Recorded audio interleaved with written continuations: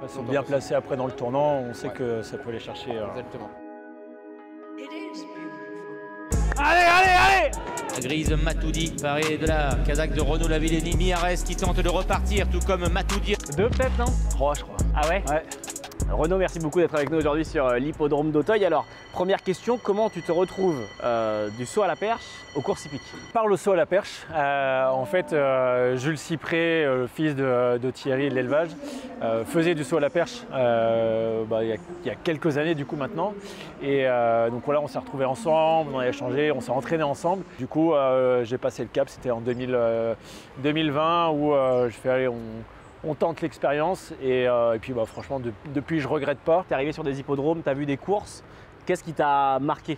Je dirais la première chose qui m'a marqué, c'est la similitude entre moi, ce que je vis et ce que j'ai vécu en tant qu'athlète et ce que vivent mes chevaux, quoi. Et les process sont les mêmes, les protocoles d'entraînement. Et la grande différence, c'est que d'habitude, c'est moi qui suis l'acteur, donc je suis assez serein. Autant là, je suis acteur de rien du tout et donc du coup, tu gères un petit peu de manière différente. Mais par contre, il y a une énergie qui est autour de ces émotions-là, qui est vraiment extraordinaire. Et puis surtout de pouvoir le partager avec des amis, avec la famille.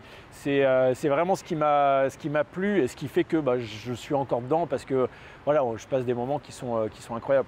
En fait, on a vraiment le monde est vraiment dupliqué quasiment de la même manière.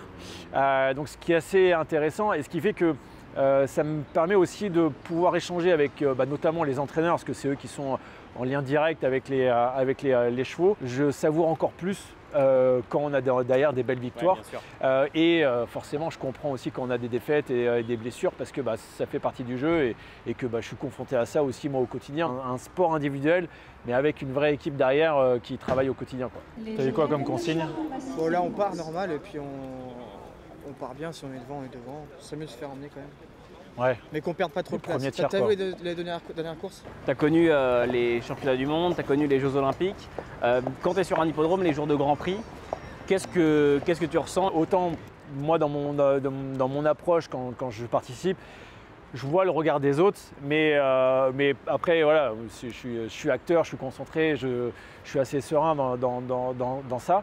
Là, on sent que je suis avec les autres de l'autre côté de la barrière et que du coup, il y a cette transmission d'énergie et tu sens cette tension qui est jusqu'au bout. La Coco Kelly qui a le meilleur. À son intérieur se trouve la Calam qui a un peu piqué du nez à la réception mais qui reste en course.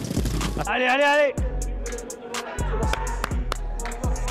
Le Duberlet, le numéro 8 qui va se détacher. Allez, allez, allez, allez! Devant la Coco Kelly qui est deuxième. Gardez la 2 cette fois-ci. C'est bon, on l'a gardé. En fait, j'ai pas eu de but particulier quand je suis arrivé dedans, si ce n'est que voilà, prendre le maximum de plaisir et vivre des moments que je peux pas vivre ailleurs. Merci beaucoup Renaud. Merci, et puis à très vite sur un hippodrome. Avec plaisir.